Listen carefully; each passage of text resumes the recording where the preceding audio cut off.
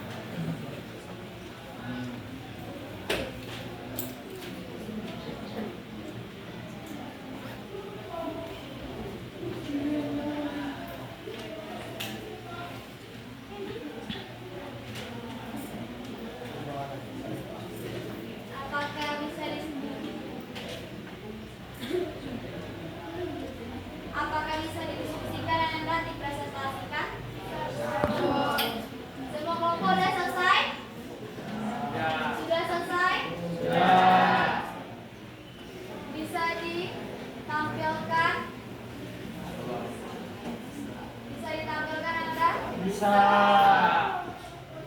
Kelompok berapa itu? Kelompok 3. Ini kelompok 2. Kelompok 1 mana? Oke. Kita mulai dari kelompok 1 dulu untuk mempresentasikan hasil diskusi dari kelompok 1. Nah, ketua kelompok 1 siapa? Siapa ketua? Tunjuk tangan. Silakan Rasya pimpin diskusinya kelompok 1 ke depan. Presentasikan.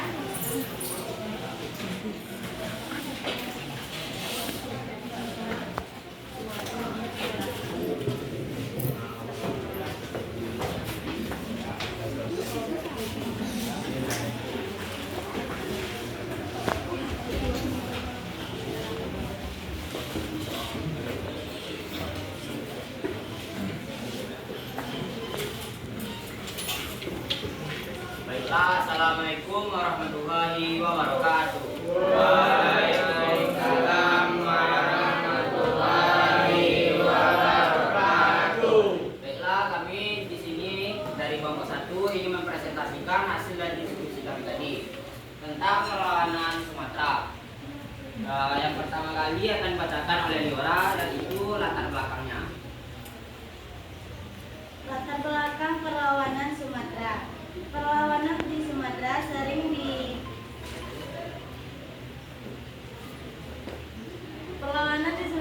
dipicu oleh penjajahan Belanda yang mengakibatkan eksploitasi sumber daya alam dan penindasan terhadap masyarakat lokal. Ketidakpuasan terhadap kebijakan Belanda dan praktik diskriminatif juga menjadi faktor utama. Yang kedua itu strategi perlawanan dan tokoh pemimpin perlawanan. Para pemimpin perlawanan menggunakan strategi gerilya, membangun aliansi dengan suku-suku lokal serta memanfaatkan pengetahuan tentang medan untuk melawan pasukan Belanda. Mereka seringkali melancarkan serangan mendadak dan menghindari konfrontasi terbuka. Beberapa tokoh terkenal termasuk Tuanku Imam Bonjol dan Sisinga Mangaraja yang masing-masing memimpin perlawanan di Minangkabau dan menjadi simbol semangat perlawanan.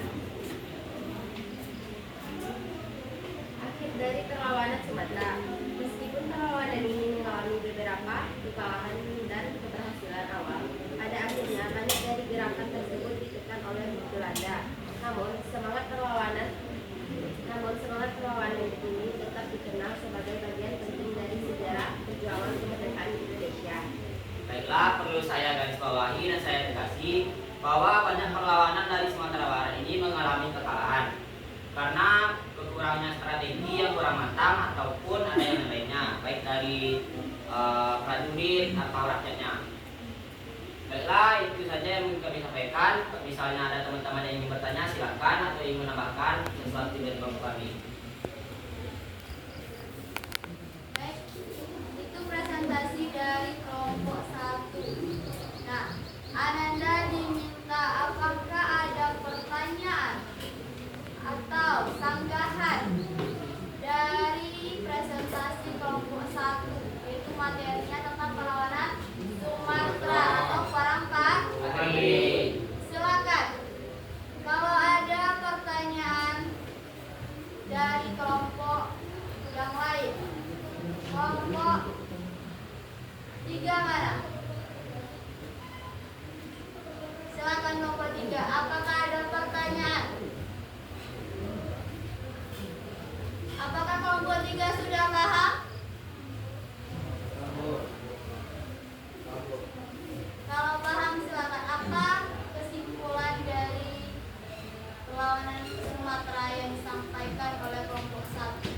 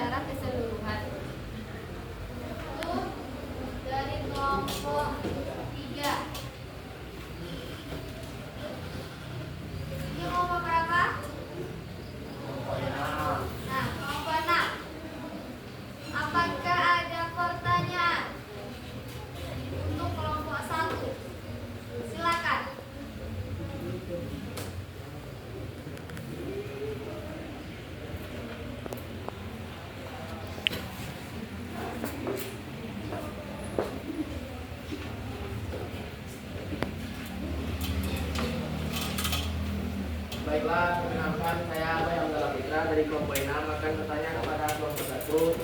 Apa dampak negatif dan dampak positif setelah terjadinya peperangan di Sumatera tersebut? Baiklah, saya akan menjelaskan sedikit tentang dampak positif dan negatifnya. Dimulai dari dampak negatifnya dulu. Dampak negatifnya ialah banyaknya masyarakat Indonesia yang terdampak dari itu, baik dari ekonomi, politik, maupun yang lain-lain. Misalnya ada di bagian ekonomi, pihak Belanda banyak melakukan penindasan atau eksploitasi SDA terhadap rakyat Sumatera, yaitu mulai dari padi, kopi-kopi, dan teh. Dampak positifnya itu banyaknya peninggalan atau monumen yang ditinggalkan oleh Belanda, seperti Goa Jepang, seperti gedung yang ada di Bukit Tinggi. Baiklah, begitu saja. Ya, terima kasih atas umpan balik dari kelompok 1. Saya merasa puas dengan jawaban yang telah Anda berikan. Terima kasih. Kasih tepuk tangan dulu. Baik, itu pertanyaannya dari kelompok 6, itu dari Bayu dan sudah dijawab oleh kelompok 1. Apakah ada pertanyaan lagi? Silakan, Panitia. Saya perkenalkan, nama saya Fauzian dari kelompok 2. Saya ingin bertanya kepada kelompok 1. Apakah kasus orang yang dilakukan oleh Tuanku Imam Bonjol sama dengan kasus orang Suci Mama Maria?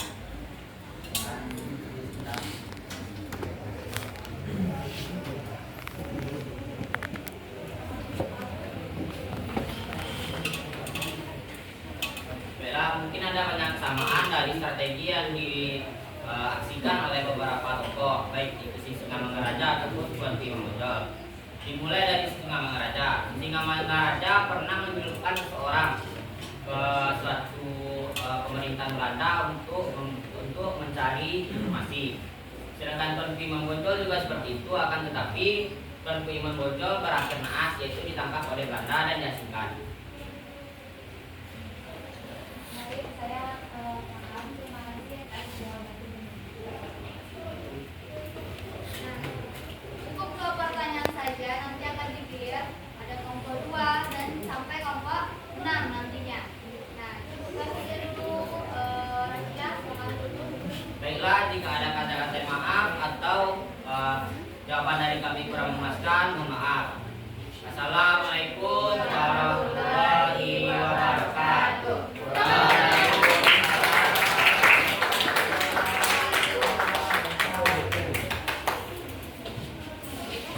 Kelompok akhir, kelompok 6, silakan.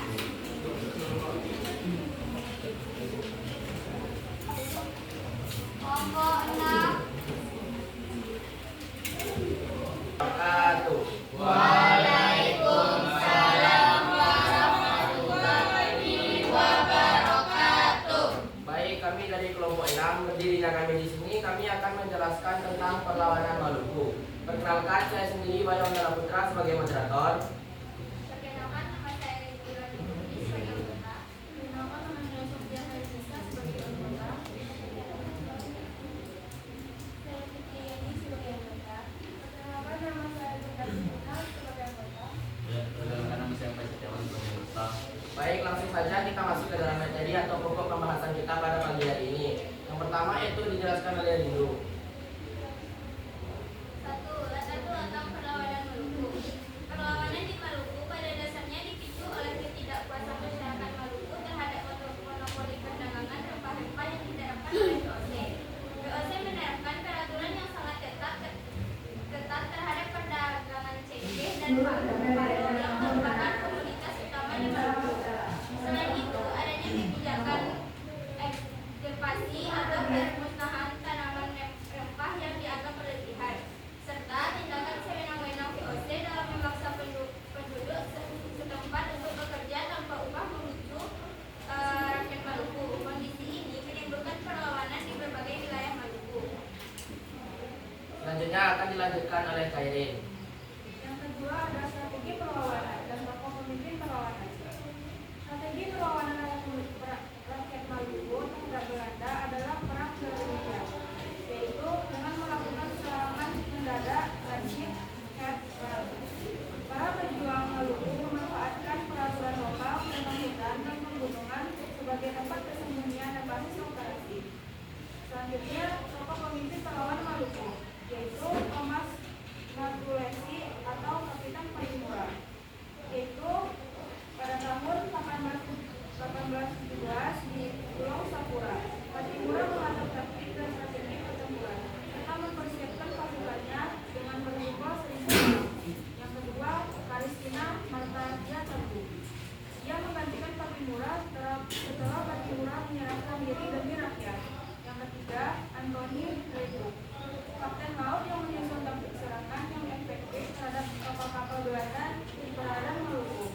Yang keempat, Yohanes Batuhari, tokoh perlawanan dari Maluku yang gigih melawan dominasi Belanda. Selanjutnya akan dilanjutkan oleh Fitri. Yang ketiga, akhirnya perlawanan. Perlawanan Maluku berakhir dengan hukuman mati Kapitan Patimura pada tanggal 19 Desember 1817 di Banteng, Belanda. Namun peristiwa ini menandai akhir dari perang Sapura yang berdarah dan penuh perjuangan. Selanjutnya akan dilanjutkan oleh Zakia. Kesimpulan, perlawanan di Maluku terutama di bawah pimpinan tokoh seperti Sultan Ba'abdullah dan Patimura muncul sebagai reaksi terhadap ketidakadilan dan penipuan yang dilakukan oleh kekuatan kolonial seperti Portugis dan penolakan terhadap monopoli perdagangan serta kebijakan yang merugikan rakyat. Meskipun perlawanan distrik ini pada akhirnya berhasil dipadamkan oleh Belanda, semangat juang rakyat Maluku tetap hidup dan menjadi inspirasi. Baiklah, mungkin adalah itu poin-poin atau rangkuman yang dapat kami berikan kepada teman-teman. Apakah ada tambahan atau soal yang akan teman-teman berikan kepada kami?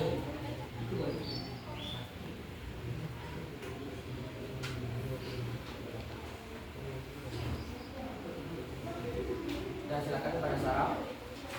Perkenalkan, nama saya Siti Masyara. Saya ingin bertanya kepada kelompok 6. Apa yang menyebabkan kegagalan perlawanan yang dilakukan rakyat Maluku?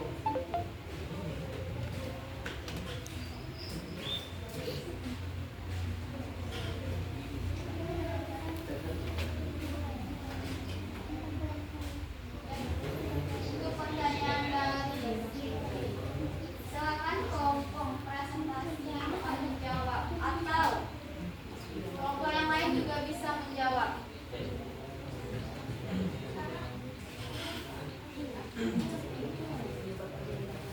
Silakan kelompok 6. Apakah bisa menjawab?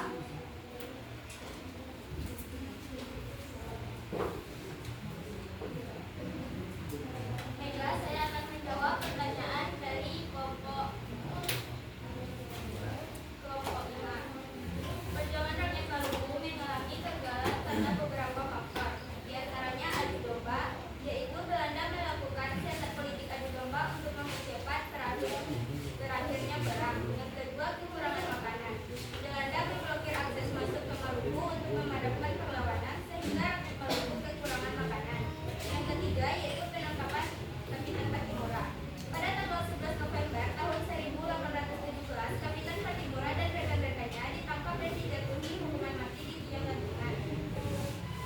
Yang keempat, yaitu penangkapan Kristina Marta Kirahahu, yaitu setelah Kapitan Patimura meninggal, perlawanan rakyat Maluku dilanjutkan oleh Kristina Marta Kirahahu, seorang pejuang wanita. Namun ia ditangkap dan diasingkan ke Pulau Jawa dan meninggal di perjalanan. Baiklah, itulah jawaban balik dari kelompok kami. Apakah kelompok 5 dapat menerima jawabannya? Baik, saya dapat mengetahui apa saja kegagalan dari perlawanan di Maluku, yaitu adanya Belanda yang mengadu domba rakyat Maluku. Apakah masih ada pertanyaan dari kelompok lain? Dan silakan kepada Doli. Baiklah, Assalamualaikum warahmatullahi wabarakatuh. Waalaikumsalam. Perkenalkan, nama saya Doli Satya Makros, perwakilan dari kelompok 3. Saya ingin ada sedikit pertanyaan kepada kelompok 6. Yaitunya, coba Anda jelaskan atau Anda paparkan apa yang terjadi pada Maluku setelah berakhirnya perlawanan terhadap Belanda. Baik, terima kasih atas pertanyaannya. Silakan kelompok 6. Pertanyaan dari Doli. Perwakilan kelompok berapa, Doli? Kelompok 3.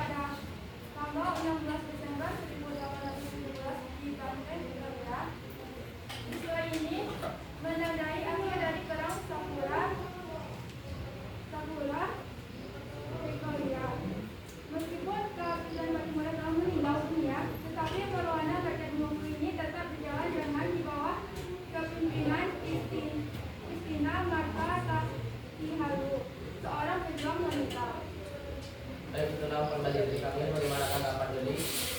Baiklah, terima kasih telah menjawab pertanyaan dari saya. Jadi apa yang telah kalian berikan jawaban tersebut, saya dapat mengetahui apa yang terjadi saat Maluku selesai dengan perlawanan Belanda. Sekian dengan jawabannya. Terima kasih. Baik. Mungkin hanya ini yang dapat kami paparkan. Salah dan mohon maaf. Assalamualaikum warahmatullahi wabarakatuh. Waalaikumsalam.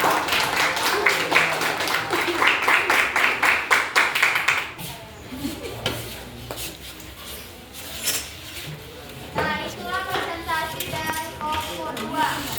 Cukup bagus, sangat bagus sekali. Ada umpan balik dari kelompok yang lain. Nah, selanjutnya itu kelompok 2. Kepada kelompok 2, sudah bisa? Silakan. Ketua kelompoknya pimpin. Anggota kelompoknya.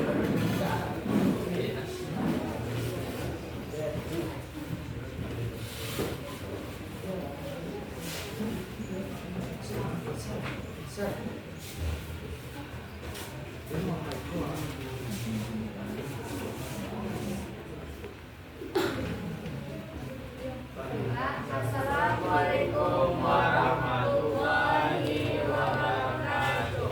Waalaikumsalam warahmatullahi wabarakatuh. Oke, perkenalkan kami dari kelompok 2 ini menjelaskan bagaimana perlawanan di daerah Jawa. Perkenalkan, nama saya Fauzia Nurul Putri sebagai moderator. Saya Kenya Uya sebagai anggota. Saya Leslie Putri sebagai anggota. Saya Fitri Andriani sebagai pembaca. Saya Malik Rahman sebagai pembaca.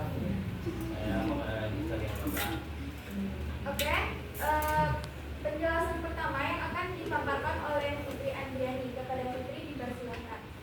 Latar belakang dari perlawanan Jawa. Yang pertama ada faktor politik, intervensi kolonial. Campur tangan kolonial dalam urusan internal kerajaan di Jawa. Kebijakan yang merugikan dan tidak menghormati adat istiadat. Perebutan kekuasaan secara paksa serta perubahan sistem pemerintahan yang semaunya saja. Yang kedua yaitu faktor ekonomi. Eksploitasi sumber daya alam secara berlebihan menyebabkan penderitaan rakyat serta penjajahan yang tinggi. Yang ketiga faktor sosial budaya. Pelanggaran terhadap adat istiadat dan nilai-nilai luhur oleh pihak kolonial yang memicu amarah rakyat daerah itu. Perang Diponegoro. Tokoh utama yaitu Pangeran Diponegoro. Perang gerilya. Pangeran Diponegoro menerapkan teknik lelang gerilya memanfaatkan medan perang yang sulit ditembus oleh pasukan Belanda.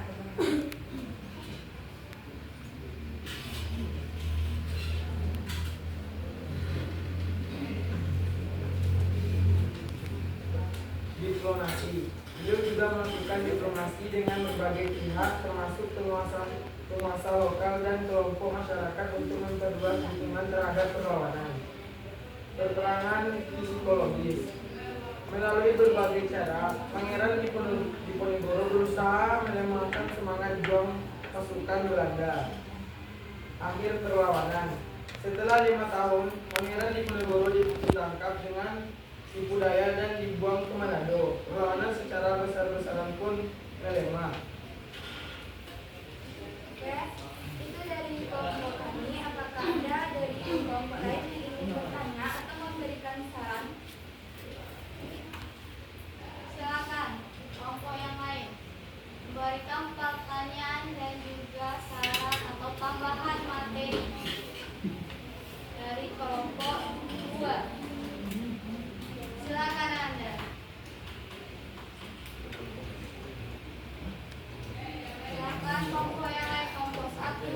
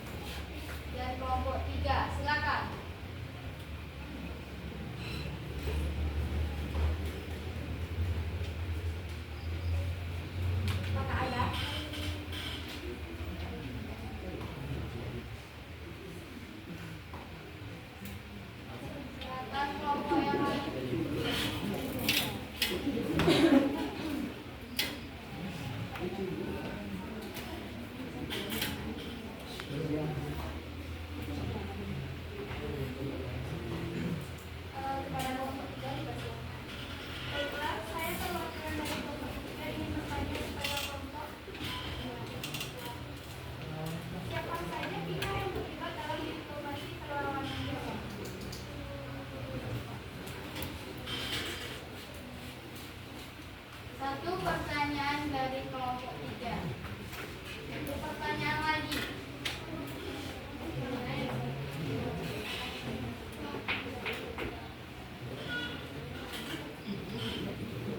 Pertanyaan dari kelompok 3 akan dijawab oleh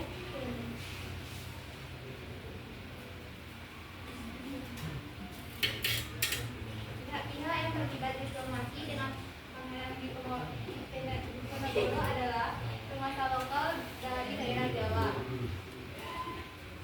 serta kelompok masyarakat.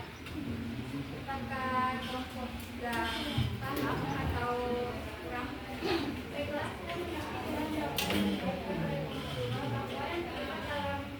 Diplomasi perlawanan Jawa yaitu adalah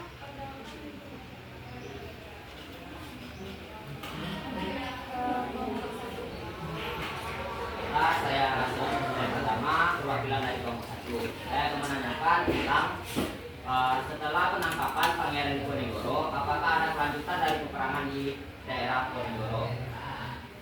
Baiklah, saya sendiri akan menjawab pertanyaan dari kelompok 1. Setelah penyebaran Diponegoro berakhir atau pemimpinnya ditangkap, perang masih tetap berlanjut tanpa adanya pemimpin. Oke, saya mengerti yang disampaikan oleh Sofia. Perang masih dilakukan, akan tetapi tidak dipimpin oleh seorang pemimpin. Terima kasih. Pertanyaan terakhir dari kelompok 5. Baiklah, saya dari perwakilan kelompok 5 akan bertanya, apakah dampak negatif dari perlawanan Jawa?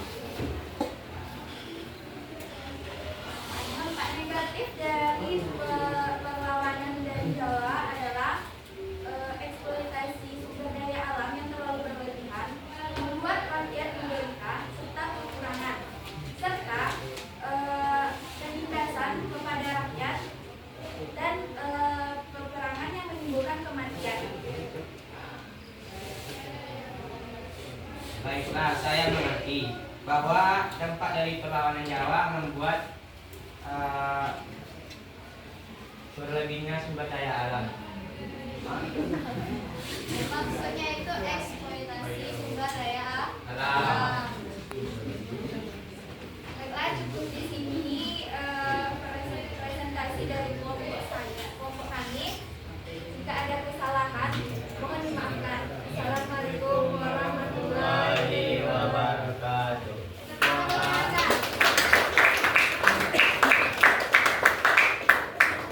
Baik, Ananda, itu tadi presentasi dari kelompok 2. Selanjutnya kita lanjut ke kelompok 5.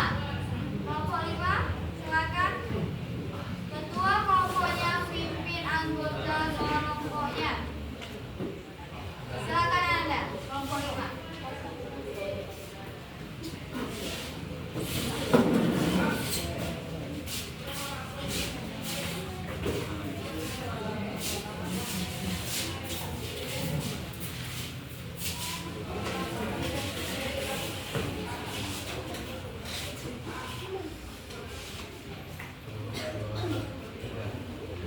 Assalamualaikum warahmatullahi wabarakatuh. Waalaikumsalam warahmatullahi wabarakatuh. Baiklah, kami dari kelompok 5 akan mempresentasikan hasil diskusi kami yang akan dibacakan oleh Gendis. Perlawanan Banjar. Latar belakang dari perlawanan Banjar adalah terjadinya perebutan kekuasaan dalam internal Kesultanan Banjar, yaitu adanya perebutan kekuasaan, yakni wasiat Sultan Adam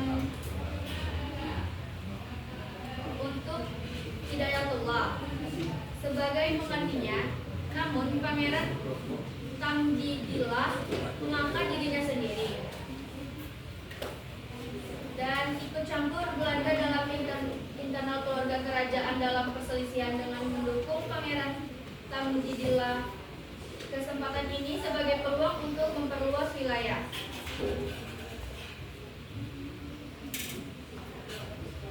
Adapun strategi perlawanan Banjar, kayak gini, Pangeran Hidayatullah dan Pangeran Antasari menggunakan strategi perang gerilya, yaitu perlawanan secara diam-diam dan membangun benteng-benteng di dalam hutan.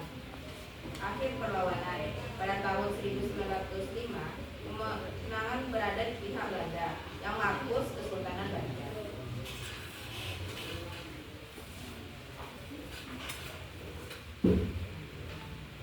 Penyebab kegagalan serang Banjar. Karena ada Belanda yang ingin menguasai daerah Banjar yang kaya akan sumber daya alam, dan Belanda melakukan segala taktik menghentikan pasukan Banjar.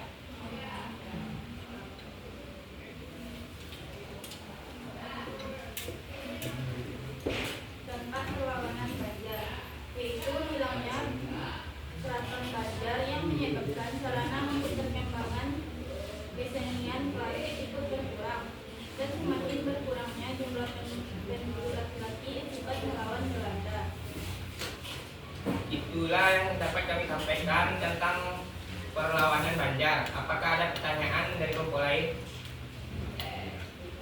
Silakan. Kelompok yang lain menanggapi presentasi hasil presentasi dari kelompok 5. Apakah ada pertanyaan dan juga sanggahan? Kelompok 4. Mana kelompok 4? Silakan. Perkenalkan, nama saya Nosia Alina dari kelompok 4. Ini bertanya kepada kelompok 5, yaitu tentang perlawanan Banjar. Apa yang menyebabkan orang Belanda tertarik terhadap wilayah Banjar?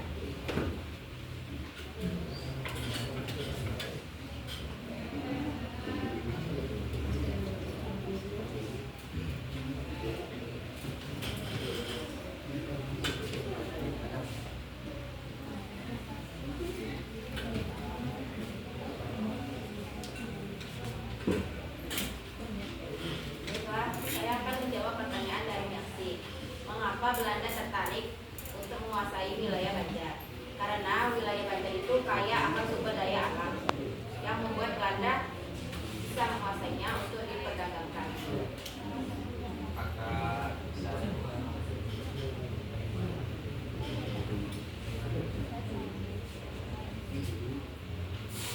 Baik, saya mengambil jawaban yang diberikan dari kelompok 5, yaitu mengapa rakyat Belanda tertarik terhadap penguasaan di Banjar, itu karena akan kekayaan sumber daya alam yang dikuasai oleh rakyat Banjar. Belanda. Terima kasih atas jawabannya. Baiklah, apakah ada pertanyaan lagi? Baik. Baiklah, saya dari perwakilan dari kelompok 1 ingin bertanya kepada kelompok 5. Setelah kekalahan daerah Banjar, apakah masih ada perlawanan yang ingin dilakukan oleh Belanda dan Banjar? Terima kasih.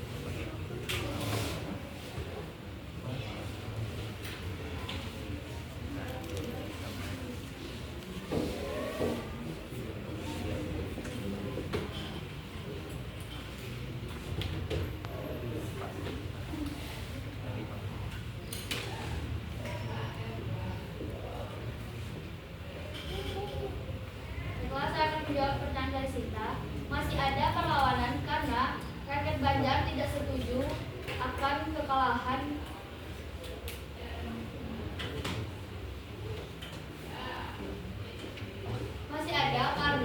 Banjar tidak terima atas kekalahan karena dimenangkan oleh bangsa Belanda.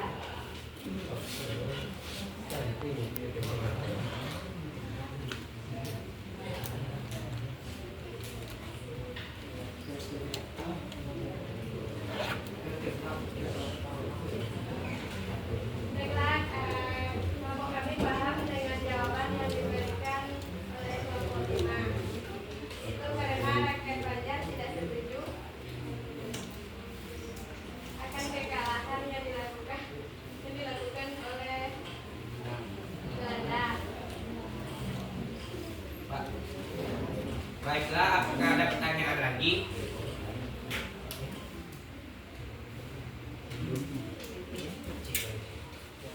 Baiklah, perkenalkan nama saya Yumila Putri dari kelompok 6. Saya akan bertanya ke kelompok 5, yaitu bagaimana taktik militer Belanda dalam menghadapi perlawanan rakyat Banjar.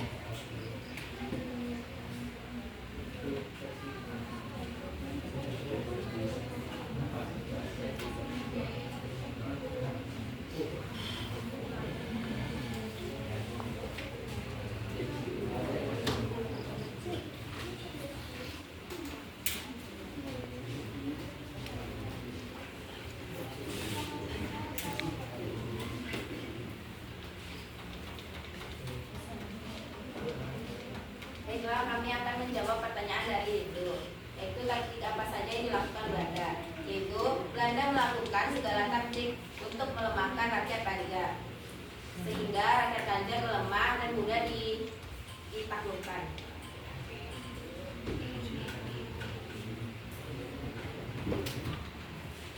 Baik, apakah bisa dikasih contoh bagaimana taktik Belanda?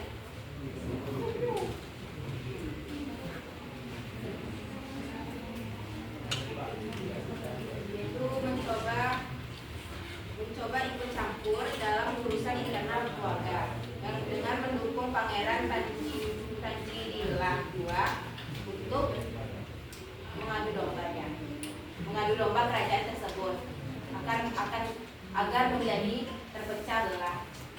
Baik, terima kasih. Saya puas atas jawaban yang kalian berikan, yaitu dengan mengadu domba rakyat Banjar. Terima kasih. Baiklah, mungkin hanya itu yang kelompok kami bisa sampaikan. Assalamualaikum warahmatullahi wabarakatuh. Tepuk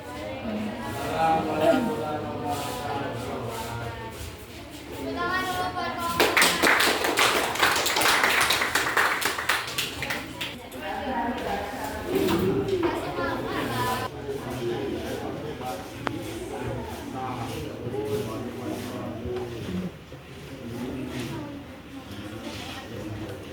Assalamualaikum warahmatullahi wabarakatuh. Waalaikumsalam warahmatullahi wabarakatuh. Baiklah teman-teman semuanya, kami dari kelompok 3 ingin memaparkan atau mempresentasikan tentang perlawanan Aceh. Sebelum itu, kami memperkenalkan diri terlebih dahulu. Perkenalkan, saya Doli Setengah Makro sebagai moderator. Saya Gairullah Zabriansa sebagai anggota. Saya Makara Sido Yuda sebagai anggota. Saya Turisma Putri sebagai anggota. Saya Dania Filia Marta sebagai anggota. Saya Renisa Auralina sebagai anggota. Baiklah, langsung saja kita masuk ke materinya yang akan dibacakan oleh Rasid. Kepada Rasid dipersilakan. Perlawanan Aceh. Yang pertama, latar belakang perlawanan Aceh. Perlawanan Aceh yang dikenal sebagai Perang Aceh berlangsung dari 1873 hingga 1904. Aceh memiliki kedudukan yang sangat strategis sebagai pusat perdagangan. Aceh banyak menghasilkan lada dan tambang serta hasil hutan. Oleh karena itu, Belanda berambisi untuk mendudukinya. Sebaliknya, orang-orang Aceh tetap ingin mempertahankan kedudukannya sampai dengan tahun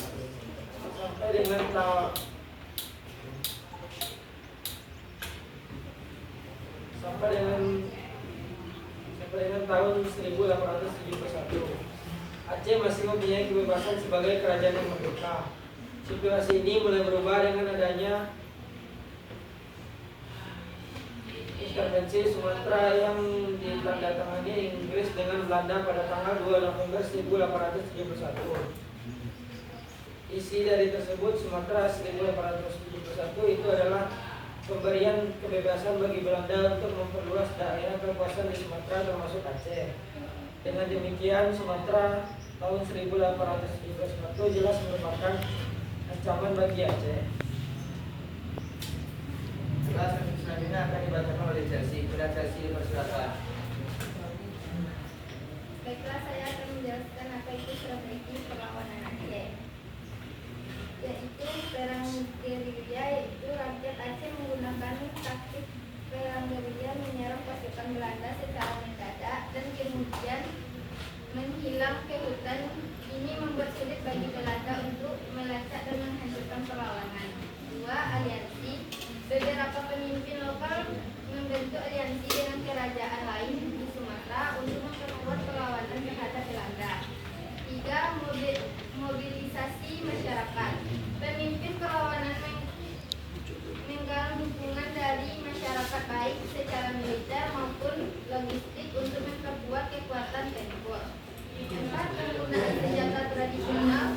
Meskipun Belanda memiliki senjata modern, para pejuang Aceh memanfaatkan senjata tradisional dan pengetahuan lokal dalam medan perang. 5.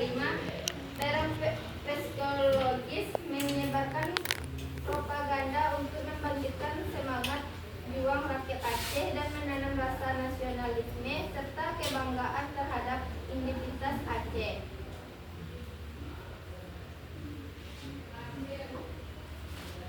Tokoh pemimpin perlawanan Aceh yang pertama yaitu Teuku Umar. Salah satu pemimpin perlawanan yang paling terkenal, Teuku Umar, memimpin serangkaian serangan melawan pasukan Belanda. Dia menggunakan taktik gerilya yang dikenal karena keberaniannya. 2. Cut Nyak Dien. Istri Teuku Umar, Cut Nyak Dien juga merupakan pemimpin yang sangat berpengaruh dalam perlawanan. Dia terkenal karena kebenaran dan kepemimpinannya dalam mobilisasi pasukan wanita dan rakyat Aceh. 3. Sultan Alauddin Muhammad Daud Shah. Sultan yang memimpin perlawanan secara politik. 4. Teuku Cetidito. Seorang ulama dan pemimpin militer yang berperan penting dalam strategi perlawanan Aceh. 5. Sudmiyanti, seorang tokoh wanita yang juga terlibat aktif dalam perlawanan melawan Belanda.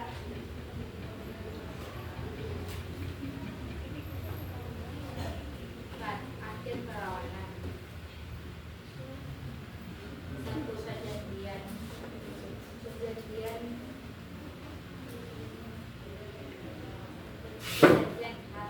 tahun 1909. Setelah bertahun-tahun pertempuran Belanda dan Aceh mendatangi perjanjian hak pada tahun 1899. Meskipun perjanjian ini mengakui keberadaan tentang Aceh, faktanya Belanda tetap mengendalikan wilayah tersebut dan mengurangi kekuasaan Sultan. 2.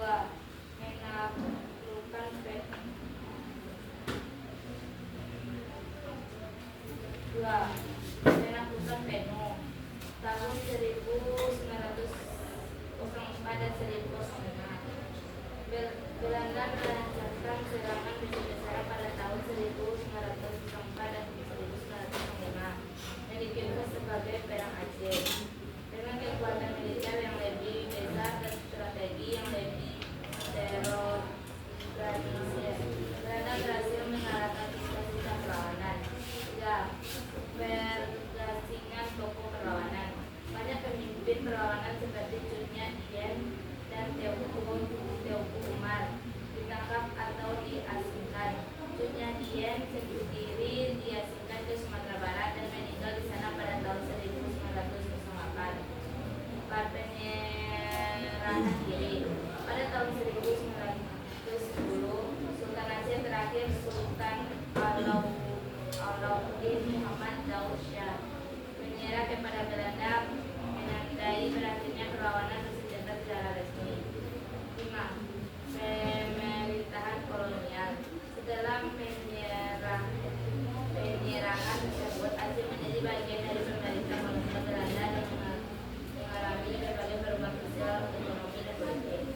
Meskipun ada upaya untuk mengintegrasikan Aceh ke dalam Hindia Belanda, semangat perlawanan dan demokrasi ada di kalangan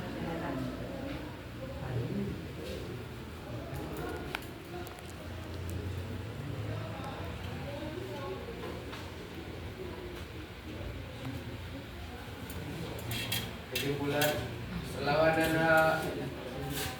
Aceh adalah contoh nyata dari perjuangan melawan penjajahan dengan berbagai strategi yang diimplementasikan oleh tokoh-tokoh yang berani.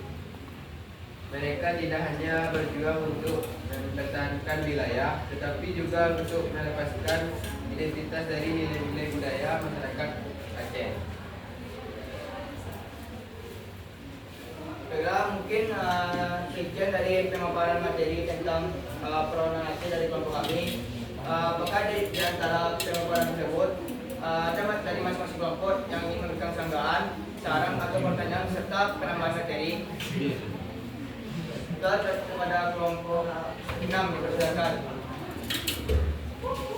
Perwakilan kelompok 6. Ya, saya Sofia Haimisa dari kelompok 6. Saya ingin bertanya, mengapa rakyat Aceh sangat sulit ditaklukkan oleh Belanda? Oke, terima kasih pertanyaan dari perwakilan kelompok 6. Silakan kelompok yang lain. Kelompok yang lain boleh menanggapi jawaban atau pertanyaan dari kelompok. Boleh dikumpulkan. Baiklah, selanjutnya apakah ada lagi? Silakan kepada dari perwakilan kelompok 1. Nah, saya rasa perwakilan kelompok 1. Apakah perang Aceh mengalami kekalahan atau kemenangan? Oke, terima kasih. Selanjutnya apakah ada lagi yang ingin memberikan pertanyaan atau penambahan materi? Nah, silakan perwakilan dari kelompok 2.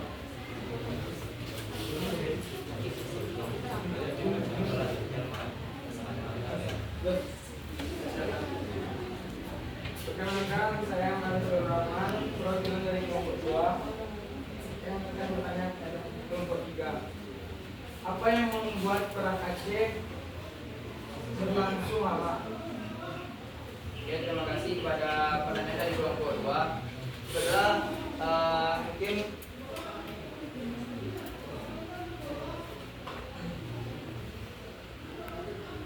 Silakan kelompok yang masing-masing. Jawab pertanyaan dari kelompok atau teman-temannya.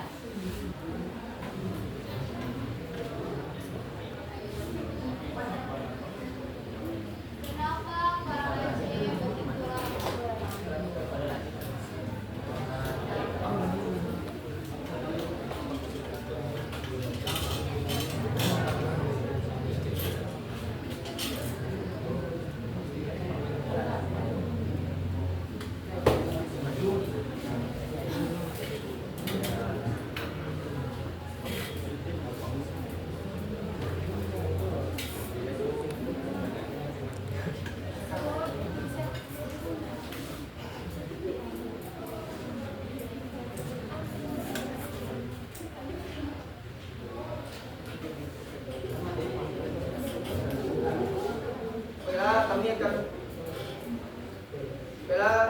kelompok kami akan menjawab pertanyaan dari perwakilan kelompok 6 yang akan dijawab langsung oleh Ana. Kepada Ana dipersilakan.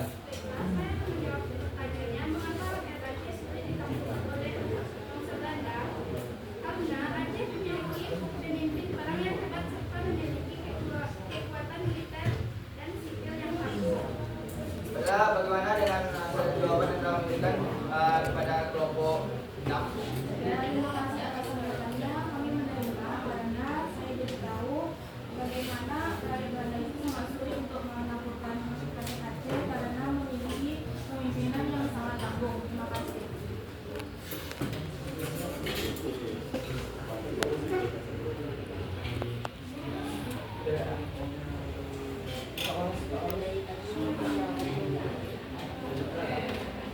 Sekarang untuk pertanyaan selanjutnya itu pertanyaan dari kelompok 1 yang akan dijawab langsung oleh Azam. Kepada Azam dipersilakan.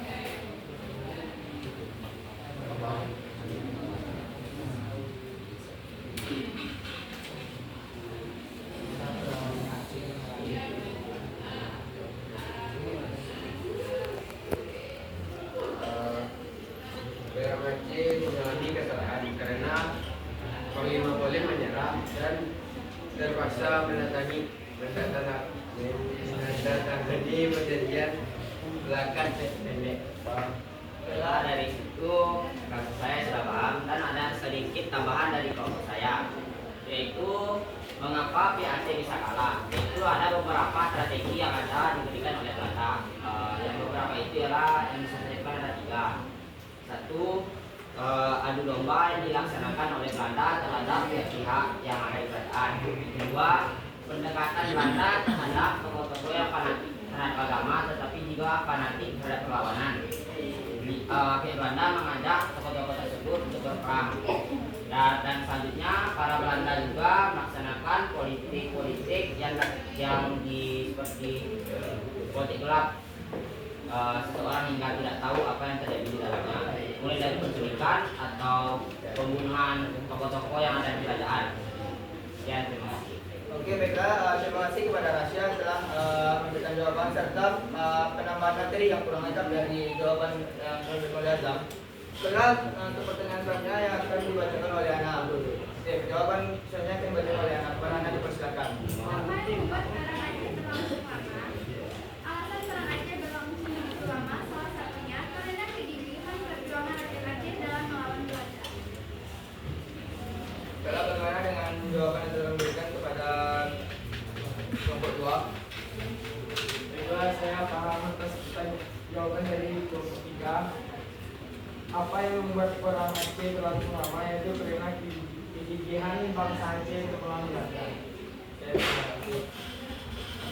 Baiklah, mungkin sampai di sini dulu hasil pemaparan materi dari kelompok kami. Kurang lebihnya mohon maaf. Assalamualaikum warahmatullahi wabarakatuh. Ulangan dulu Anda.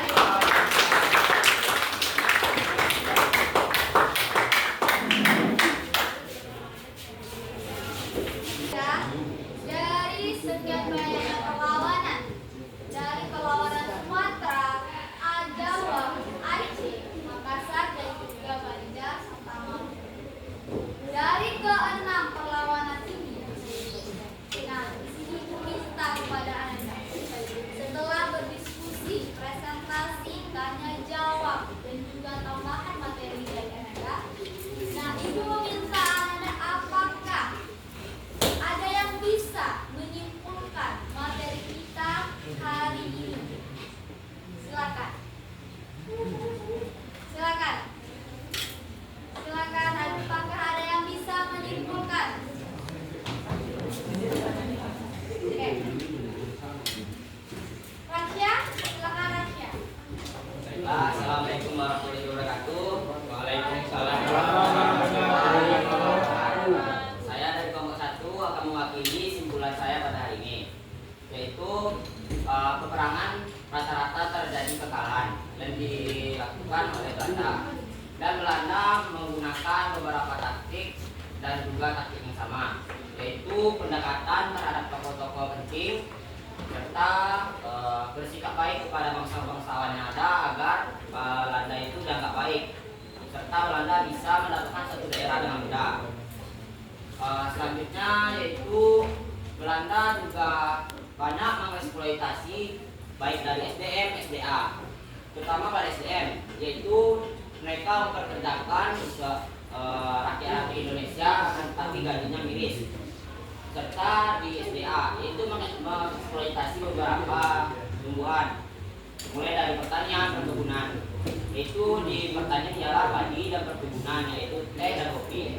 Bila itu saja yang bisa sampaikan. Kalau ada kata saya salah, mohon maaf. Assalamualaikum warahmatullahi wabarakatuh. Tadi dari laki-laki sekali, sekarang Ibu minta dari perempuan. Apakah ada yang bisa? Silakan. Silakan Fauzia.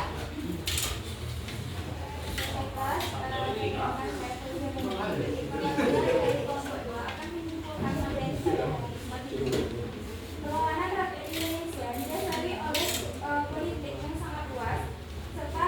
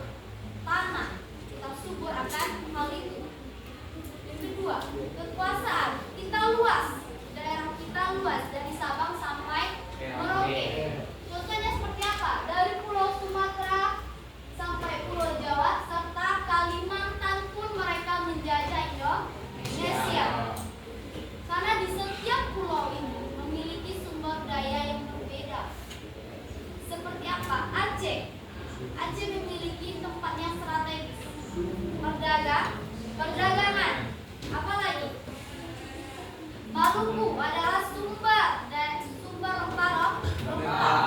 Mulai dari bangsa Portugis sampai Belanda, mereka mencari rempah-rempah di Maluku. Nah, dari latar belakang itu, yang melatar belakangi bangsa Indonesia, dan selanjutnya adalah strategi perlawanan itu masih kedaerahan. Strategi yang digunakan masih lokal, belum bersifat militer penuh atau strateginya belum tersusun. Masih dipimpin oleh perlawanan daerah seperti Pandipura, siapa? Thomas Mantu Lesi. Siapa lagi? Pangeran Diponegoro. Bersifat kerajaan. Nah, ini adalah latar belakang. Yang pertama, eksploitasi sumber daya alam. Yang kedua, penindasan politik dan budaya. Jadi, Belanda ini semuanya dirangkum. Dari segi ekonomi, politik, kekuasaan, perdagangan, semuanya dirangkum menjadi satu, dikendalikan oleh Belanda. Bahkan pendidikan pun juga dikendalikan oleh pihak Belanda. Oke, sampai di sini ada pertanyaan lagi, Ananda? Akhir dari perlawanan ini adalah kekalahan dari setiap perlawanan daerah. Tadi yang disebutkan, kita masih minim militer, kita masih menggunakan strategi kedaerahan atau perang gerilya. Nah, sedangkan mereka sudah memiliki kekuatan militer yang penuh. Itu salah satu. Aceh kenapa tidak bisa jadi? Kenapa Aceh tidak bisa terlalu lama atau singkat kan tadi kan pertanyaannya, dan pertanyaan siapa tadi? Kenapa Aceh itu terlalu lama dijajah oleh Belanda? Kenapa Aceh itu perlawanannya terlalu lama? Karena yang pertama, rakyat Aceh itu susah untuk diadu domba. Apa lagi? Wah, itu memiliki agama yang kuat. Sampai saat sekarang ini Aceh itu masih